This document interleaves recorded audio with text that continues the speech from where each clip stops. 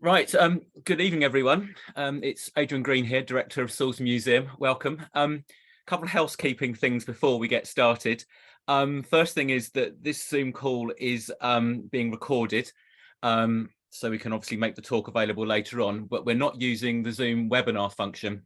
So this basically means that everyone should be on mute for this call, otherwise we will be able to hear what you're saying or what's going on. And also you may wish to also disable your video as well, stop your video if you don't wish to be seen in the recording, because some people's faces may come up on the screen from time to time. So just be aware of that before we get started. So yes, please mute. I mean, I can hear one or two noises in the background, so some people aren't muted, but please do mute. Otherwise, we do get some disruption during the call. We may have to remove people. So just to say that as a warning at the beginning. So thank you very much for that.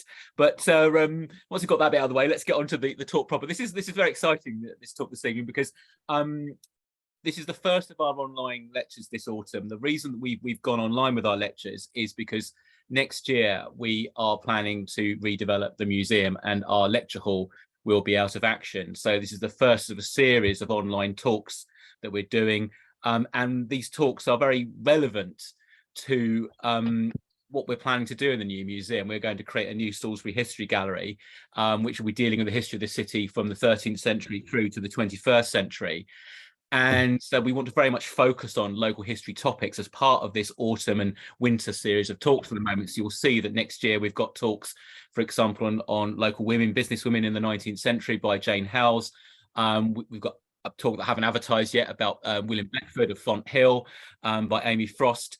We've also got a talk on the local well, basically the unit that discovered the Common Cold Unit, which discovered coronavirus back in the 20th century, the previous century. So we've got a lot of interesting stuff coming up. So do keep your eyes open for that. But this evening, I'm really excited to introduce Tony McAleavy, who has just published a book, The Last Witch Craze, and this delves into, of course, one of the very famous witch cases in Salisbury, the case of Anne Bodenham, who in fact not only I think will feature in our new gallery, but is also the feature of our current temporary exhibition, which opens this Saturday. We've got an exhibition called Her Salisbury Story, and it features women from Salisbury's past. There's a website called Her Salisbury Story, and Anne Bodenham is featured on there. And we decided to select 22 women from the website and from women featured in our collections to basically go in the exhibition. And Anne Bodenham is one of the women to feature. So not only is this relevant to our new gallery, which will open in 2024, but it's also relevant to our current temporary exhibition, which will be running from the 12th of November, hopefully all the way through to the 16th of April next year.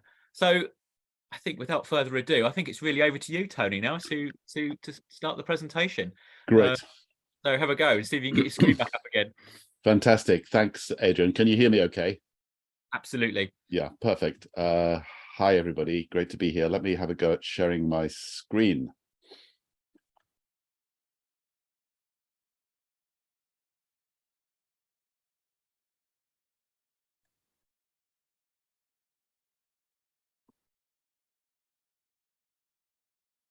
Okay, is that looking good? Absolutely. Yep, I can see that very clearly. Thank you. Great. Fantastic. Well, great to be here. Thank you so much, folks, for joining us tonight.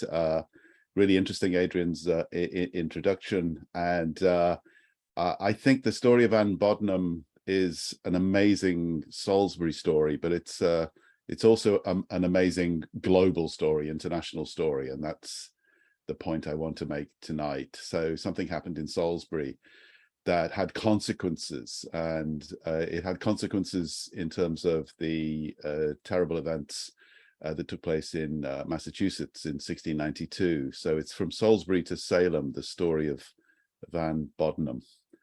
So in 1653, something terrible and extraordinary happened in Salisbury, namely the trial and execution of a woman called Anne Bodenham. And it was sensational at the time. It caused a national and then later an international sensation. And this is just one example, a pamphlet produced at the time, Strange and Terrible News from Salisbury, a true and exact and perfect relation of the great and wonderful contract an engagement made between the devil and Mistress Anne Bodenham, with the manner of how she could transform herself into the shape of a mastiff dog, a black lion, a white bear, a wolf, a bull, a cat, and by her charms and spells send either man or woman 40 miles an hour in the air.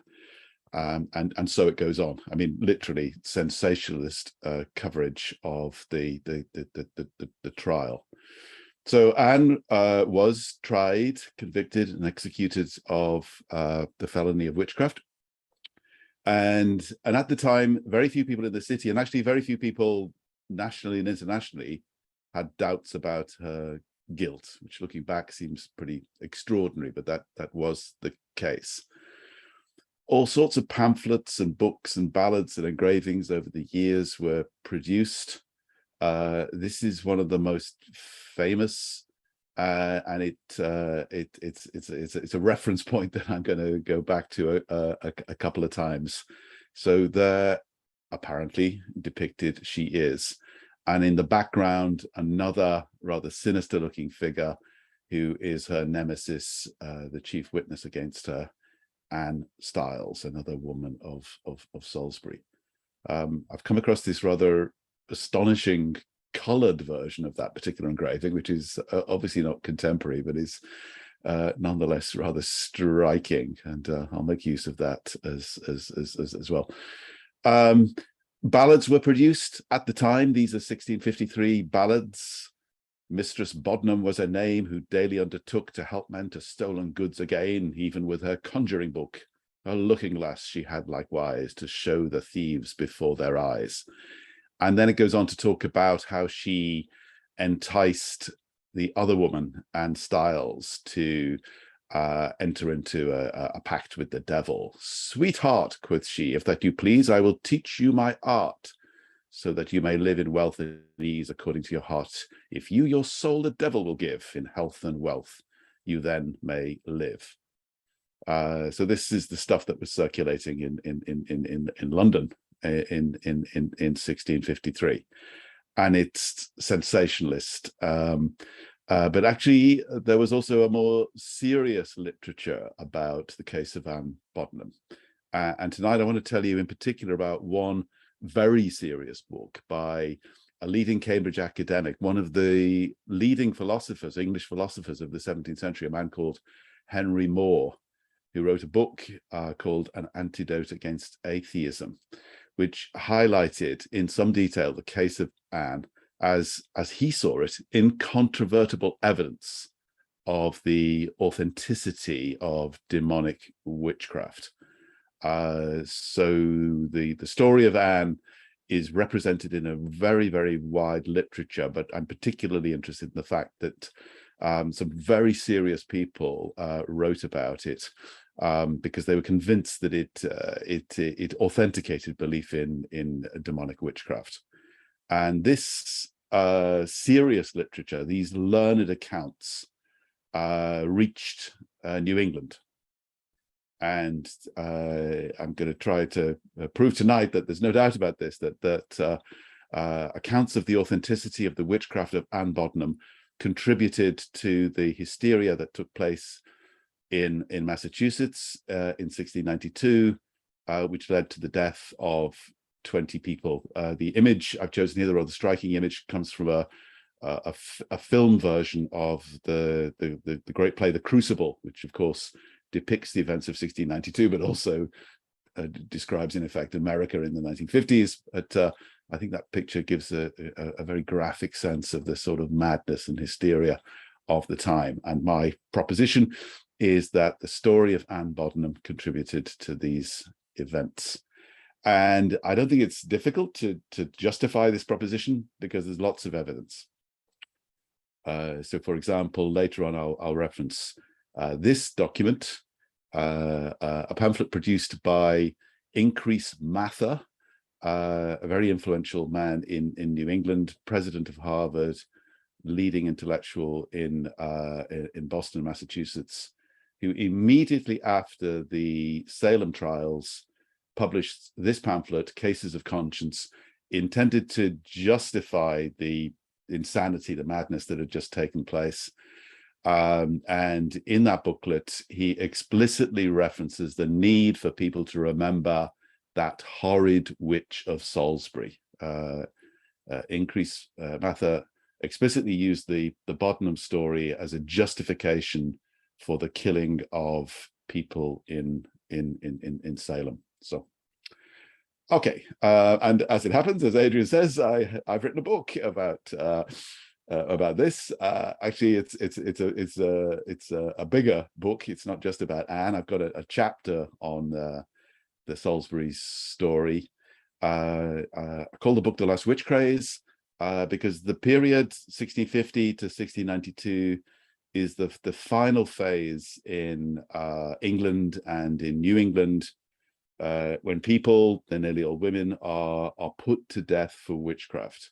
So this is the Last Witch Craze, and my contention is that there's a connection between the beliefs of a group of intellectuals, leading intellectuals, that sustains this Last Witch Craze, and that Anne Bodenham's case is an important part of this process, whereby people, I've mentioned this guy's name, Henry Moore, leading intellectuals, members of the Royal Society, are promoting notions of the authenticity of witchcraft, and this provides other people with a kind of rationale for the continued final persecution, the last Witch Craze.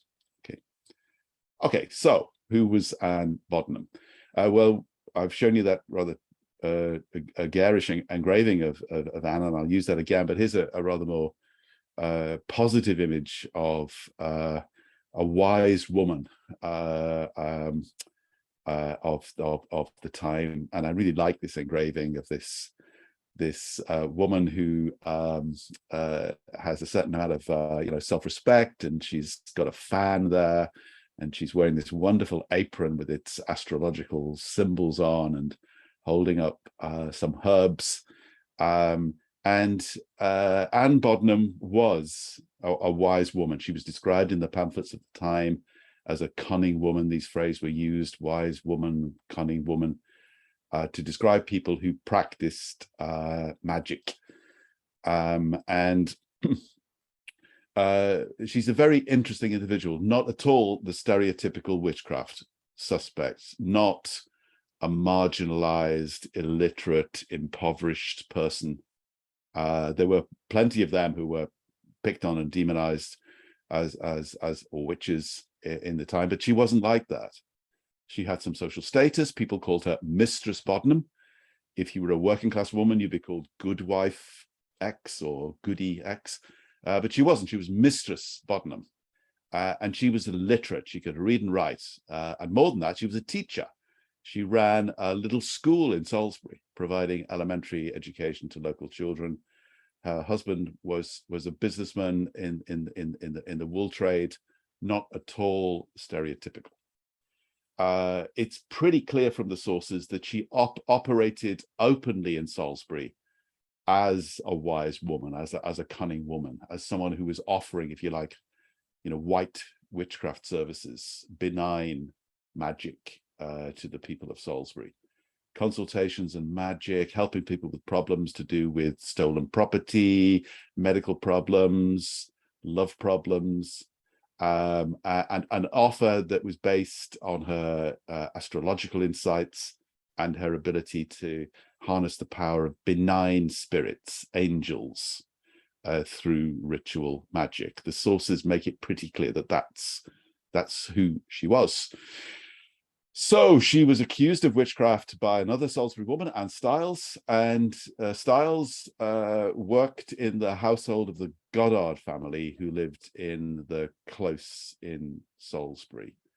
And she's the overwhelmingly the key witness whose testimony condemns Anne Bodenham.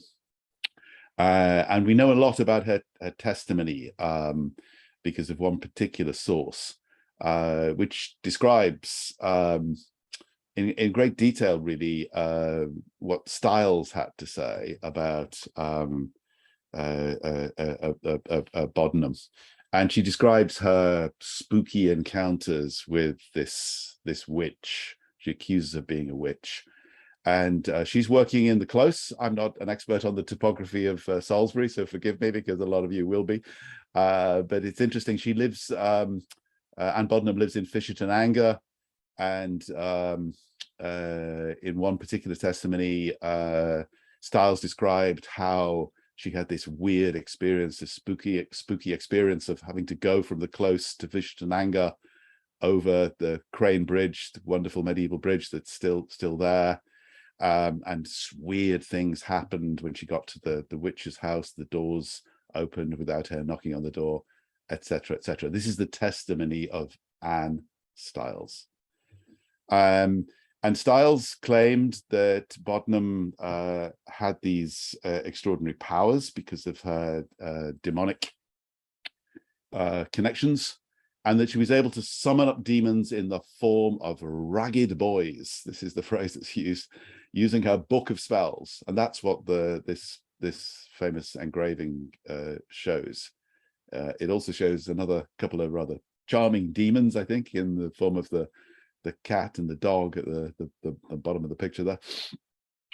And Styles, before and during the trial, describes Bodenham's extraordinary powers, turning herself into a cat, summoning spirits, transporting Styles from Salisbury to Wilton in an instant, and claiming that Bodenham had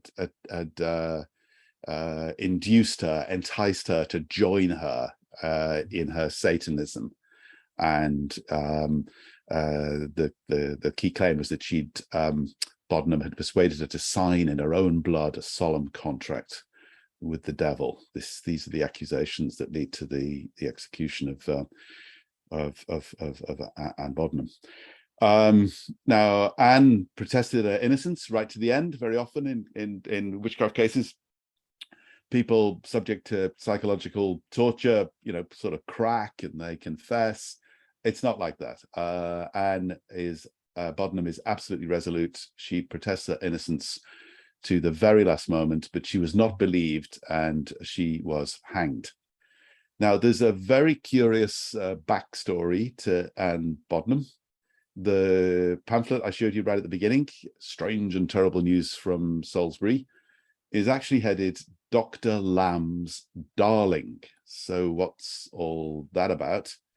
And here's another pamphlet. In fact, this is the key pamphlet in terms of trying to work out what actually happened. And it's similarly entitled with reference to somebody called Dr. Lamb Revived, or Witchcraft Condemned. So what's all that about? Well, the pamphlet suggests that by 1653, when Anne died, she was really quite elderly. She was about 80 years old. And that many years earlier, she'd worked in London. She'd lived in London, and she'd been trained in ritual magic by a man called John Lamb, Dr. Lamb, who was the personal wizard to this rather striking looking fella, the Duke of Buckingham, who was the favorite, so to speak, of James and then and Charles I at the beginning of his reign. So she's got this astonishing backstory, and she's so much not the stereotypical witchcraft subject. John Lamb also has a rather astonishing story. It was rumored that he, at the time when he was alive, that he used dark ritual magic to summon his demons. That's not a picture of him, it's a picture of Faustus, but he was presented as a sort of Faustian character, someone indulging in elite ritual magic. And he was lynched. He was beaten to death by a London mob, a mob of London apprentices in 1628. So we're talking, 25 years before the trial. And we've just got these fragmentary glimpses of Anne's earlier life. I don't know exactly what happened, how she came to be in London, etc. But it was clearly after this that Anne moved to Salisbury. Okay, so Dr. Lamb Revived is one of the pamphlets, and it was written by a man called Edmund Bower. And this is a very important source because Bower was an eyewitness. He interviewed both of the key women, Styles and Bodenham, before the trial. Now, he had no doubt about Bodenham's guilt, but his pamphlet is extremely thoughtful the way it's written. I mean, it's completely hostile, but his testimony is very careful. And if you read between the lines of Bower, I think it's possible, see what you think, to reconstruct what really happened. Because Bower presents a subplot, a subtext that helps us to make sense of what might actually have happened. A subplot that's not there in the sensationalist ballads. And it concerns the dysfunctionality, if you like, of the Goddard family. So there's this household living on the close, and it's clear from what Bower says that it's not at all a happy family. And there are two young women called Sarah and Anne, and they hate their stepmother, and she's called Hester. And Hester thought that they were trying to kill her and that they were trying to poison her to death. And it's obvious from Bower's testimony that that's the subtext here. And so he says this. He's giving the testimony of Anne Styles, and she reveals this, that Mistress Goddard, that's Hester, was afraid of being poisoned by Mistress Sarah and by her sister, Mistress Anne Goddard, for that she had been thrice before in danger of being poisoned, and therefore desired the maid to go to the witch to know if there were any such things intended. In other words, Anne Styles was sent to see Anne Bodenham by Hester Goddard in order to find out, using her magical insights, whether or not her stepdaughters were indeed trying to kill her. That's what it says. And then there are these other snippets to do with how the maid is Anne Styles, went to the witch's house, carrying 5 shillings along with her, gave it to the witch, told her she was come to know the time when her mistress should be poisoned. And the witch told her it should be on a Friday, but she would prevent it before that time. And then another snippet, the witch bid her go to an apothecary and buy some white arsenic and bring it to her to prevent it, which the maid did, and carried it to the witch, who said to her that she would take it and burn it. So I'm pretty sure what's happening here is that Anne Bodenham was being asked to provide some protective magic, some counter magic that would protect Hester Goddard from her stepdaughters who were trying to kill her. And that part of that magic, and it's consistent with the sort of the theory of the time, might involve the obtaining of some poison, some arsenic, and the burning of it, the destruction of it in some sort of ritual that was intended to protect Hester Goddard. So this is the subtext, and it's only Bower's testimony that enables us to think, whoa, there's something really weird going on here, and Anne Bodenham has been caught up in this crossfire. I've done a little bit of research into the Goddards, so going beyond what Bower tells us, we can find out things about the household, and Richard Goddard is quite an interesting guy. So this is from the History of Parliament website. Richard Goddard of the Inner Temple. He's a lawyer, and he becomes, after the Restoration, the MP for Winchester. And actually, after the debacle of 1653, at some point, the Goddards leave the close and they move to Winchester. So we can find out more about these people. And this is what emerges. So, okay, so Hester's the stepmother. Sarah and Anne, who she thinks are trying to kill her, are the daughters of Richard by his previous marriage, because he's a widower, he remarries, and he, with his previous wife, Mary, had no fewer than 12 children, including Sarah and Anne. So this is not in Bower, this is what I've researched. And he's in serious trouble in the early 1650s, because he's been ruined really by the Civil War and by his royalism. So he was an active royalist. He fought on the side of the king. He was captured at Christchurch in Dorset. He was in prison for a while. He was fined. He was forbidden to practice as a lawyer, and he was sort of ruined financially. So you've got this, I think, very unhappy household, which is, prey to all sorts of financial problems and all sorts of emotional tensions. So this is the subtext, and exactly what happened, of course, it's difficult to know, because the key source is somebody who thinks, she was a witch. So it's a question of reading between the lines. But this is my best guess based on that inference.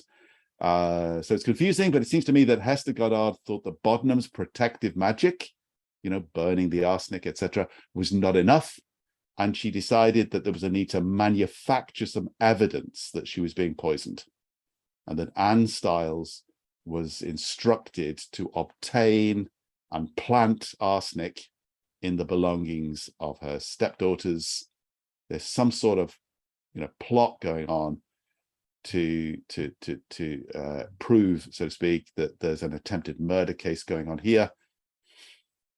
And this all unravels because the stepdaughters discover the plot, and Hester understands that they're on the case. She panics.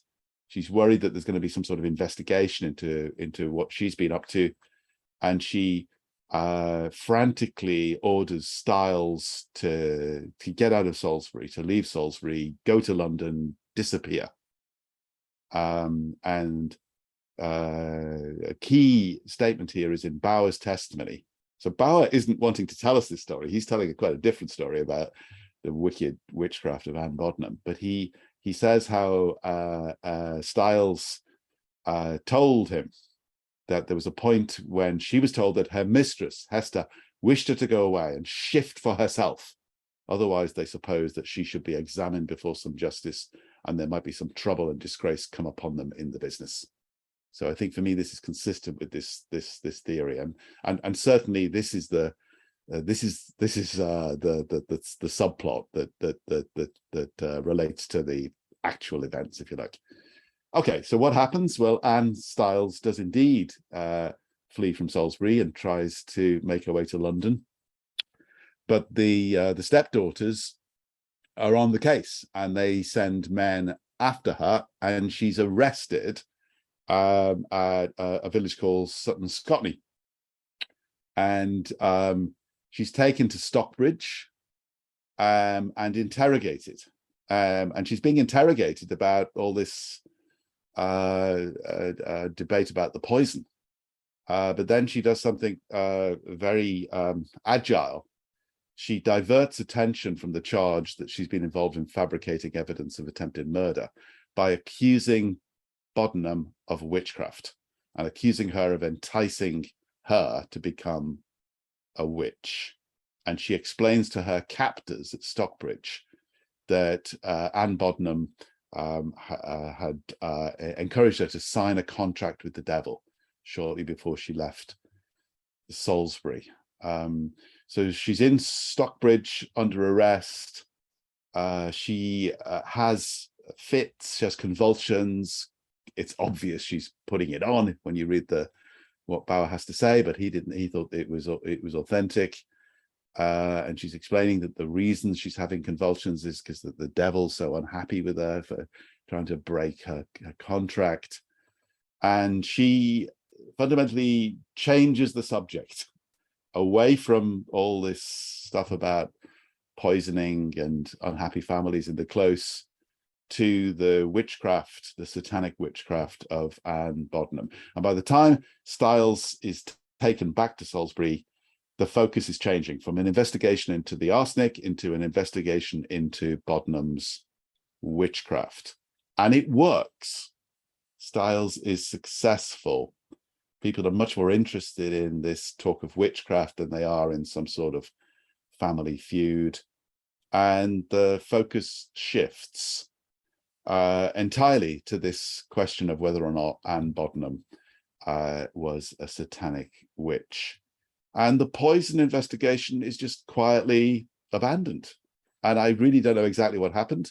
Either behind the scenes, maybe the Goddards are pulling a few strings, but that just fades away, and it all then focuses on the alleged witchcraft of Anne Bodenham.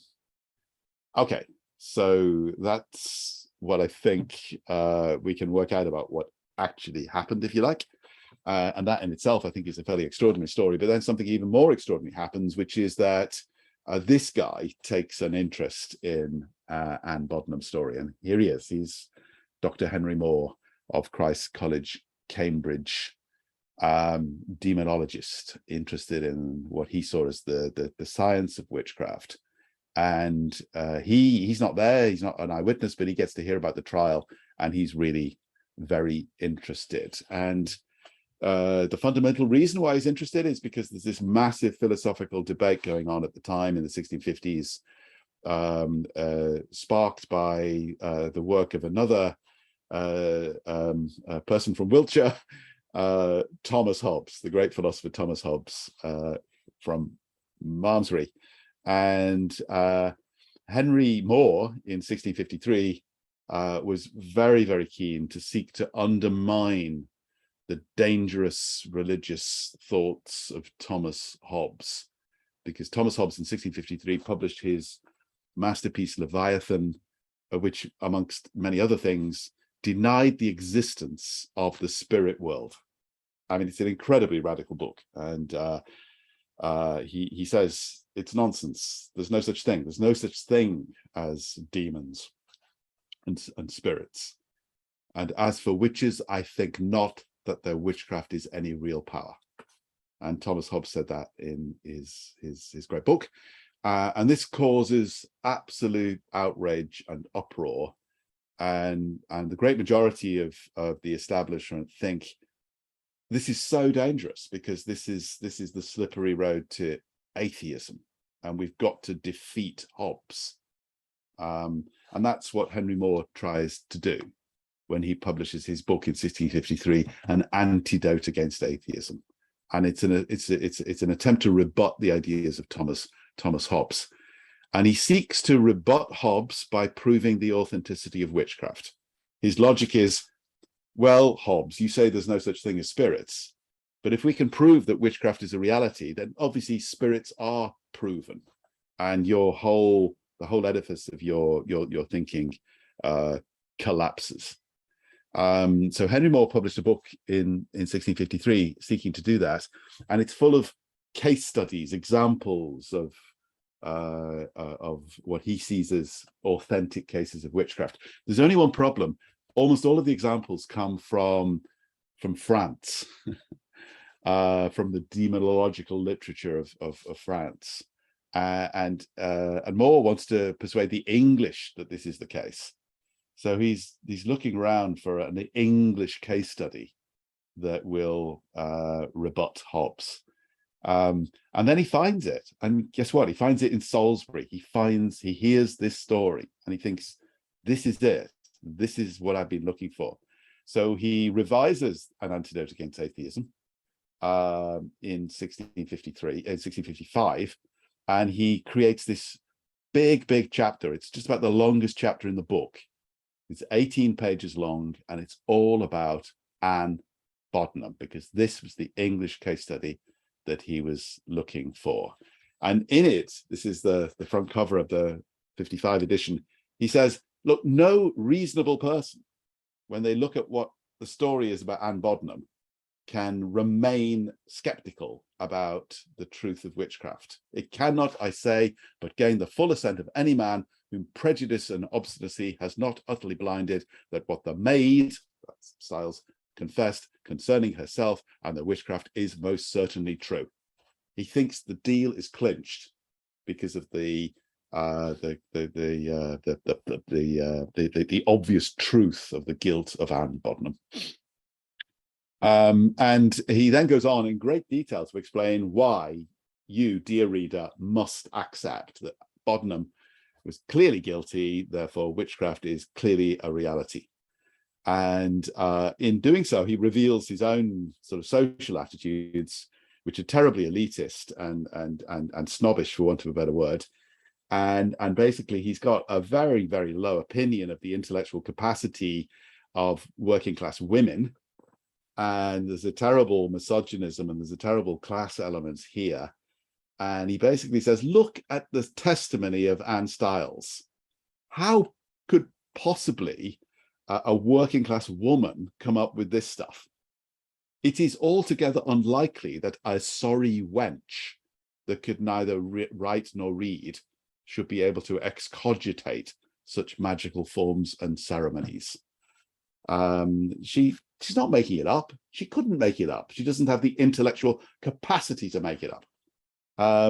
And of course, it's nonsense. I mean, why shouldn't a smart working class woman whose life is in danger, who's bound up in this terrible family feud, use a little bit of creativity and dream this up? But that doesn't cross his mind. A sorry wench couldn't possibly come up with such a tale. Anne Bodenham was, as they say, searched in Salisbury jail, searched for the devil's mark. This really happened, that even at this late stage in the persecution of witches, women were physically examined to see if they had a teat that was used by their demonic familiar to suck, shown in this early 19th century painting. And this happened in Salisbury. And Henry Moore, you know, the distinguished academic, thinks this is just fine. In fact, it's good because it's more proof. And add onto all this that this Anne Bodenham was searched both at the jail and before the judge at the assizes, and there was found on her shoulder a certain mark or teat. So he thinks this is even more sort of convincing proof. What reasonable person could be skeptical based on this? So there we are. That's Henry Moore's view. Now we do have one contrary view, and it's provided by another person with a big Wiltshire connection. Of course, he came from Wiltshire, which is John Aubrey. So the antiquarian John Aubrey is a contemporary. In 1653, he's spending most of his time in his family home in Broadchalk, 8 miles from Salisbury. And for another day, he features very prominently in my book, very prominently in my book. And he, in his Natural History of Wiltshire, that wasn't published during his lifetime, gave a different account, a skeptical account of the trial. He wasn't there, but a great friend of his, a man called Anthony Ettrick, was there. And Aubrey, in the Natural History of Wiltshire, says Ettrick was a curious observer of the whole trial and was not satisfied. So he wasn't convinced. That's what he's saying. The crowd of spectators made such a noise that the judge could not hear the prisoner, nor the prisoner the judge, but the words were handed from one to the other in notes and sometimes not truly reported. So we've got a skeptical view about what really happened from Aubrey, but this is quite unusual, and it wasn't published at the time. I'm very interested in Aubrey and what he thought about things, and I write about this extensively in my book. I haven't got time to talk about that tonight, just to say I think one of the reasons why Aubrey was actually quite sympathetic to Anne Bodenham was because he was personally convinced by the legitimacy of ritual magic. And I have not discovered, but uncovered in the Bodleian Library in Oxford, his own book of magic spells. So this is it. And those are my dirty fingernails there, looking at this book of magic by John Aubrey, which is in the Bodleian, which is an amazing document. And on the left-hand side there, you can see, you know what they are? They are magic wands. This is a collection of magic wands that a wizard might like to use. Aubrey believed in this stuff and believed, as did, I think, Anne Bodenham, that it was possible to summon benign spirits through ritual magic. But for another day, that's another story. Okay. Meanwhile, most people are convinced. Most people think Bodenham's guilty. Most intellectuals find Henry More's arguments convincing, and More in particular influences this guy, another West Country individual, Joseph Glanville, the rector of Bath Abbey. And inspired by the story of Anne Bodenham, Glanville goes off on his own journey to find out more, as he would see it, cases, real life kind of empirical data that supports the authenticity of witchcraft in the West Country. And again, perhaps for another day, there's a Wiltshire connection here, because Glanville is very interested in the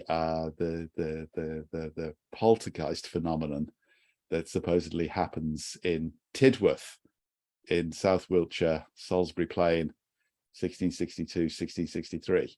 So inspired by Henry More, Glanville writes about this and sort of invents, you know, the investigation of the paranormal. He goes and spends the night in this supposedly haunted house in Wiltshire and says, yes, it's true, the house has been bewitched. And this is all a consequence, really, of his wishing to emulate his great master, Henry More. More first wrote about Bodenham in 55. As late as 1681, in writing, he restated his certainty in her guilt, and he did that in another book that he produced jointly with his friend Joseph Glanville.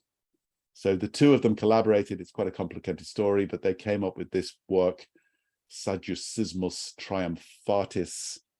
The followers of Hobbes, the people who were skeptical, a small minority, but they existed, were called Sadducees. Sadducees were a Palestinian sect at the time of Christ who denied the possibility of the physical resurrection. And anyone who denied the authenticity of witchcraft was labeled derisively as a Sadducee. So it means a follower of Hobbes. And this book, Sadducismus Triumphatis, it means Sadducism triumphed over. And it was published in 1681, so many years after the events of 1653, but it features very prominently the story of Anne Bodenham, together with the Tidworth poltergeist and other West Country accounts of witchcraft. And this book was immensely influential for the intellectuals of Boston, Massachusetts, and Salem. And in it, Henry More explains that he has no doubt, it's many years later, but he still has no doubt that Anne Bodenham was indeed a witch. He says at the end of his account, her evocations of spirits, I must confess, I take to be very true. He has no doubt about this. And no doubt, as he says here, that Bodenham was deluded, that she may have thought she was summoning angels and benign spirits, but she wasn't. She was summoning demons. So this astonishing book is published in 1681, repeating the story of Anne Bodenham with other West Country information, including these rather remarkable pictures of covens of so-called witches meeting in South Somerset. This is the contribution of Joseph Glanville to the piece. And the intellectual leaders of New England society are reading all this stuff. And central to the intellectual world of New England are these two guys, this father and son combination with these rather curious first names. Increase Mather and his son Cotton Mather dominate the intellectual life of New England in the 1680s and 1690s. They read this material that's coming in from London with great enthusiasm. They hugely respect people like Henry Moore and Joseph Glanville, and they promote these ideas, the ideas of Anne Bodenham, the Tidworth poltergeist. They promote them to their congregations in New England. And you can track this.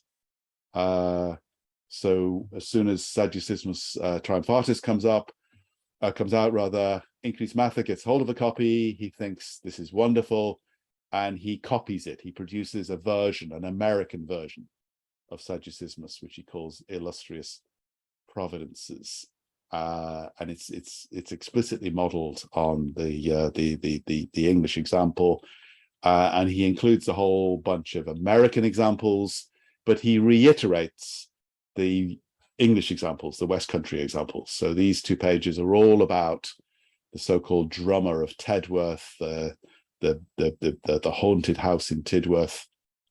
He says this is true. This happened in England, and similar things are almost certainly happening amongst us. And then his son chimes in, Cotton Mather. He joins in. He publishes his book, Memorable Providences, in 1689. So this is just 3 years before the Salem hysteria, and he's attempting to convince people that New England is under threat, the witches are everywhere, and actually there's absolutely no reason to doubt this, because all of these learned people in England have made this incontrovertibly true. And he says this in his book. He says, I see what pains Mr. Glanville, Dr. Moore, and several other great names have taken to publish their histories of witchcrafts and possessions. And I said, let me also run after them, and this with the more alacrity, because I have tidings ready. Go then, my little book, as a lackey to the more elaborate essays of those learned men. Go tell mankind that there are devils and witches. So he's saying very, very clearly, I've read what Moore and Glanville have to say about Anne Bodenham, about Tidworth, about other cases. I'm completely convinced, and now I'm making my own modest contribution to this literature. So we then have 1692. The 20 people in total die as a result of the hysteria in Salem, and a year later in 1693. By which point there's the people are pushing back. There are people who are criticizing what happened and saying, what on earth have we done? Increase Mather attempts to justify what's been done. And how does he do that? He publishes his book called Cases of Conscience, and he writes at some length about the relevance of the story of Anne Bodenham. This is 1693, a year after the Salem trials, and this is where he talks about that horrid witch Anne Bodenham, who'd been servant to the notorious conjurer Dr. Lamb, who could not bear the sight of one that was bewitched by her. And what he's doing here is he's homing in on what Henry Moore had to say about the encounter that took place in Salisbury jail, when Anne Styles and Bodenham were brought together in the jail as a sort of experiment. They were brought into physical proximity, and strange to relay, Anne Bodenham reacted very badly to this encounter, she ran about shrieking and crying and roaring after a hideous manner. Well, you know, I think she has some justification for being rather upset about what was happening here. And Mather tries to generalize from this that this is an interesting phenomenon, the way in which the witch responded to the presence of the bewitched. And we can learn something from this about the sort of the science of Satanism and the laws and customs of the kingdom of darkness. So he thought that it was relevant to bring this up in his attempt to justify the assumption of the existence of witchcraft that led to the events of 1692. And the basic message from father and son was that, you know, come on, you've got to believe this. Witchcraft is a reality. How can we be sure? Well, because of the testimony of these distinguished experts, because of these reliable case studies from Wiltshire and other places, they prove to any reasonable person that malevolent witchcraft is authentic. Right, so I'm nearly there. By the way, did I say I've written a book? It's called The Last Witch Craze. It's on sale. Great Christmas present for anyone interested in either the history of Salisbury or witchcraft. In it, I do explore in more detail these other stories, many of which have got a kind of West Country connection. So Aubrey is the kind of linking person here. So I write at some length about Aubrey's own ideas about magic. So anyway, so that's my shameless plug for my book. So I want to wrap up, and goodness me, you know, what a sad story, what a terrible story. But I hope I've convinced you what an important story. Going back to what Adrian was saying, I think like the two levels of her story, Salisbury, this terrible thing that happened in the great city of Salisbury, but also a story that actually matters in terms of the Last Witch Craze, that matters in terms of the biggest story of this final phase of witchcraft hysteria that led to, in 1682, the last women in England definitely being put to death in Exeter, and in 1692, the Salem trials. Now, happy endings are good. There's no happy ending in this story. There's something a little bit inspirational, I think, about the story of Anne Bodenham and the way she conducted herself during her imprisonment and her trial and her execution, because she was, and remember this, she's about 80 years old, and she's been subjected to this terrible experience. And the account that we've got of how she behaved herself is written by her enemies. So these are the words of Edmund Bower, who thought she was a witch, but who couldn't help but notice that she was astonishingly resilient in her last moments. And so this is Bower's account. And he said, and she's just about to be executed, Mr. Undersheriff, coming into the prison to her, told her she must go along with him to the place of execution. She replied, well, be you ready? I'm ready, in a jolly manner, and forth she went. She refused to confess.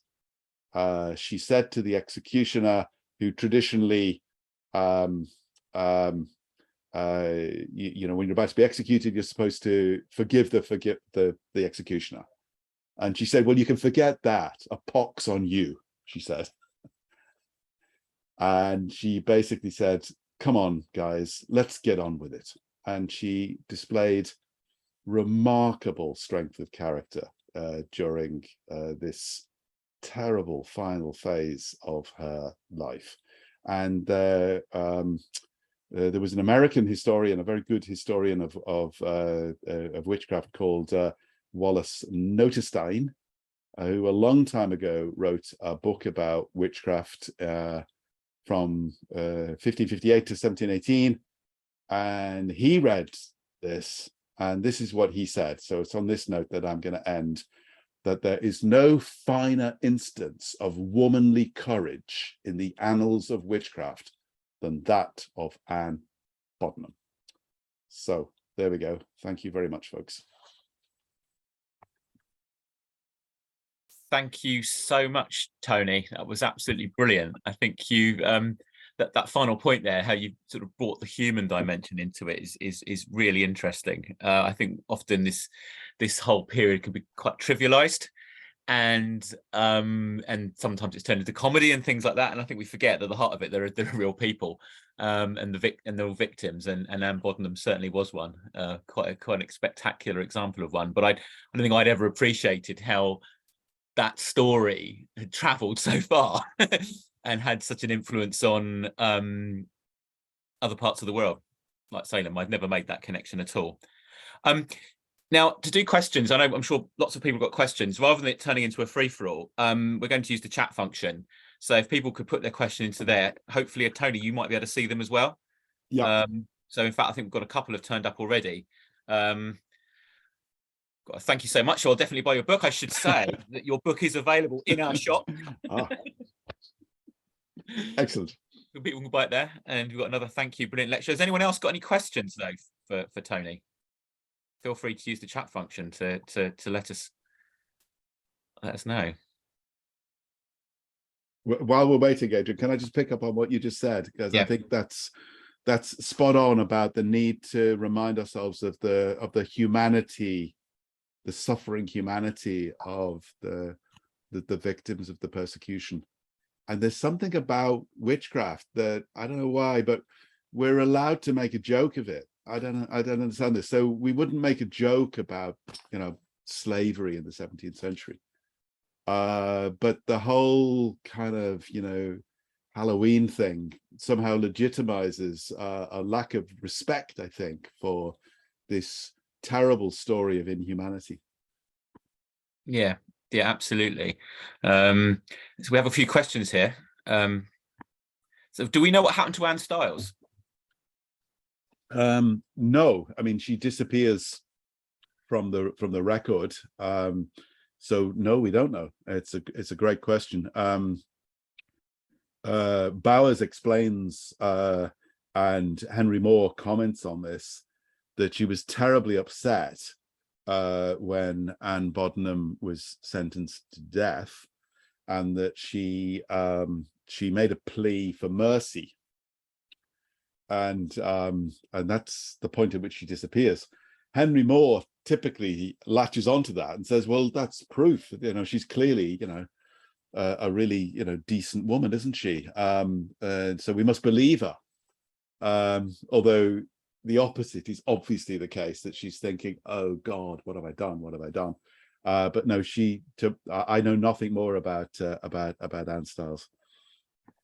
Okay. Was Salisbury or Wiltshire a big area for witch hunting in general at this time?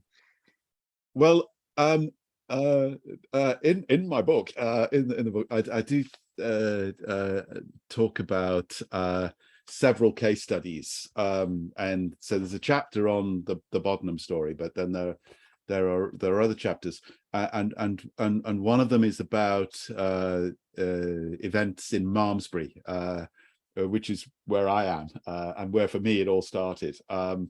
So in both the, if you like, the extreme north and the extreme south of the county, there were important cases during this period. So I write about the events in Malmesbury, which is very close to my heart, because the Malmesbury trial, 2 women from Malmesbury were hanged in Salisbury in March 1672.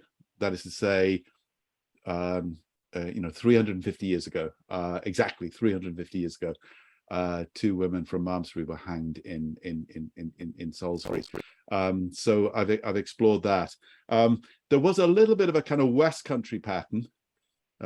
So I've also looked in just across the border into South Somerset. I've looked at the cases of the that were examined by Joseph Glanville, which are near Bruton and Wincanton, where he reckoned he discovered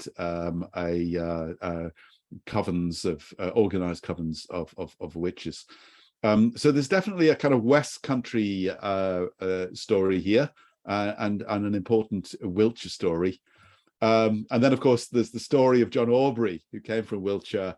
I mean, he operated nationally as well, but I'm very interested in his thoughts. So it certainly went beyond Salisbury.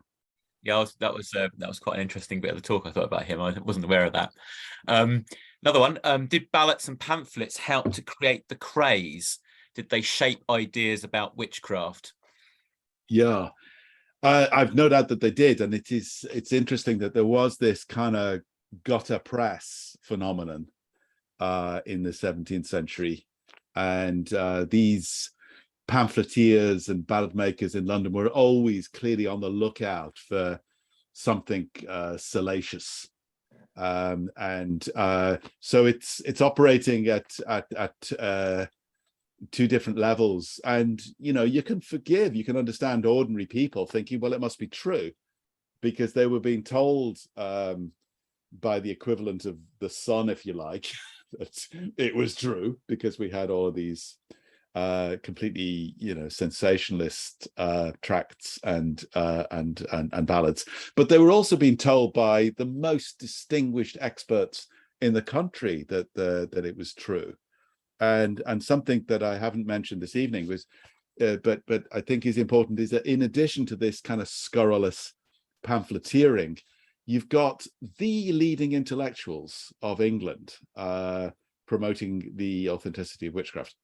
And I've mentioned these guys, Glanville and Moore, but I haven't mentioned Robert Boyle. I mean, the great chemist, Robert Boyle, who was the single most distinguished scientist of the Restoration generation. He also promoted in print his belief in the authenticity of witchcraft. So it's operating at the level of the ballads and the pamphlets. It's operating at the level of kind of elite learned discourse. And together, this is, I think, sustaining the Last Witch Craze. Right. Another one here. Hi, thanks for a fascinating talk. In Britain, have the mania about witchcraft started to die down during / after the Civil War? Yeah, it's a great question. So the period that's most famous, of course, in terms of the 17th century witch craze is the 1640s, and the epicenter was East Anglia, and the terrible events in East Anglia promoted by Matthew Hopkins, the self-styled witchfinder general. So that's the 1640s. And there is a bit of a view then, well, it all kind of calmed down after that, didn't it? And certainly the level of persecution did subside, or rather the level of execution subsided, because there were far fewer hangings after the 1640s. But they did continue. They continued up until the last definite case in England, 1682, the Bideford women who were executed in Exeter. So my view is that what happens after the 1640s is that the appetite, the popular appetite for the persecution of witches has not particularly subsided, but the legal system gets much more discriminating. It becomes much more difficult to get a conviction. So after 1660, there are lots and lots of cases and trials, but relatively few of them lead to a conviction. But quite a lot of them do. I mean, there's a significant minority that do. So women are being hanged, in Newcastle and Chester and across England. But it's significantly reduced compared to the 1640s. And the key thing that's happened is that the judges are getting more proactive in the way they direct juries about the level of evidence that must be submitted. And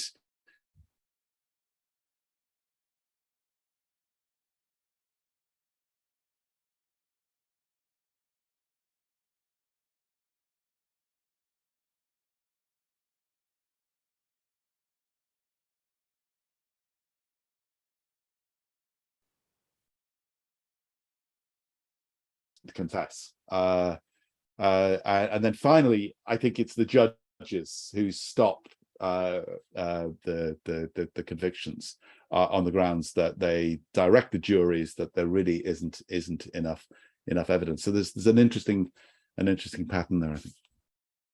I think we froze on me then partly. I don't know if it froze for other people as well. So I think we may have missed your answer, but it's impossible to unpick that now. So anyway, no matter.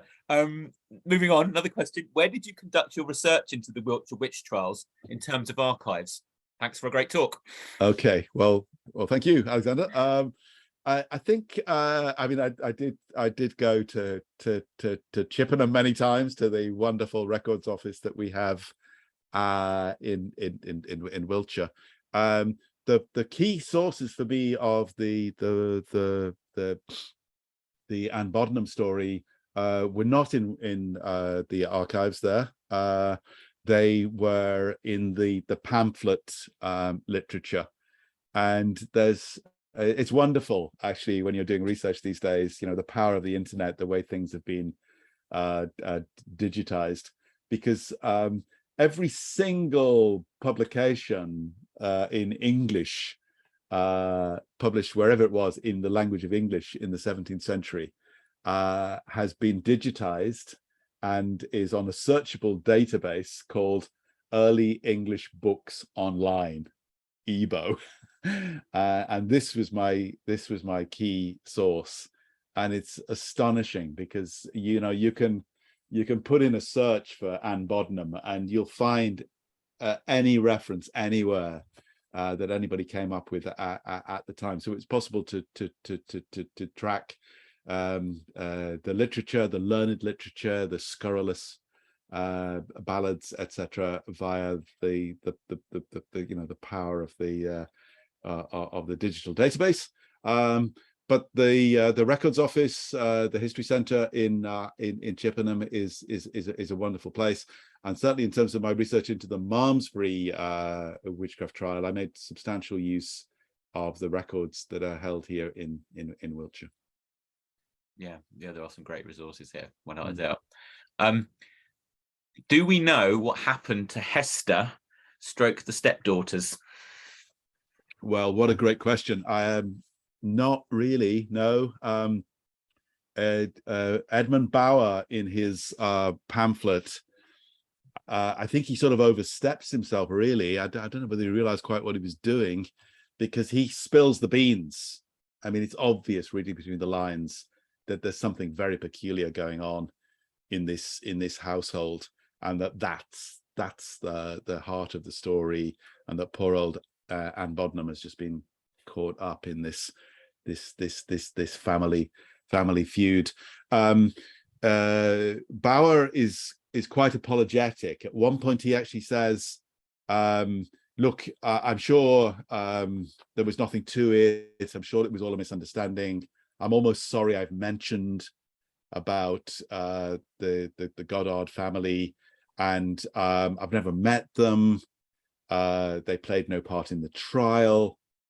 And there's a very strange apology going on there.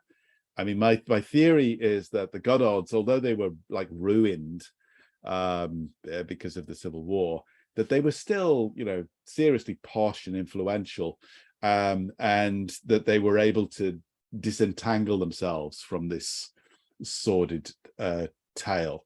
What we do know, I put up that screenshot of from the history of Parliament. We do know quite a lot about the man, Richard, and it's clear from that at some point the family moves from Salisbury to Winchester, and then at the time of the Restoration in 1660, they're in Winchester, and he's a royalist, so this is great. He's now allowed to, be kind of rehabilitated.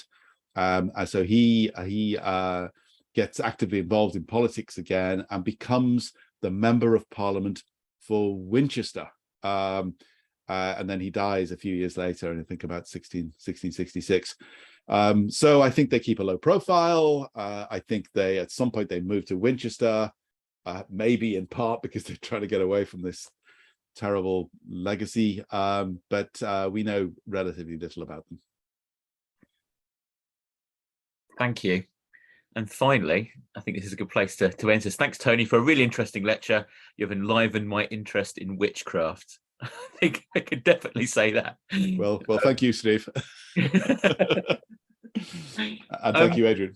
No, well, thank you. I think that's it. I think, all I can say is thank you so much. It's been a brilliant evening. It's been wonderful. I didn't quite know what to expect. I think it's been absolutely fascinating. And from only the very small amount of information that I knew about her, it's really, really awoken my interest in it. And I think I will be buying your book. And clearly there's more as well. I mean, the John Aubrey thing you mentioned, I think that in itself could probably fill a lecture as well, couldn't it? Yeah, definitely. Alone. Great, good stuff. Well, thanks, thank everyone. you so much, Tony. It's really good to have you, and we'll be in touch with you. And thanks for everyone this evening for coming on the call and being very well behaved. It's been brilliant. Thank you so much indeed.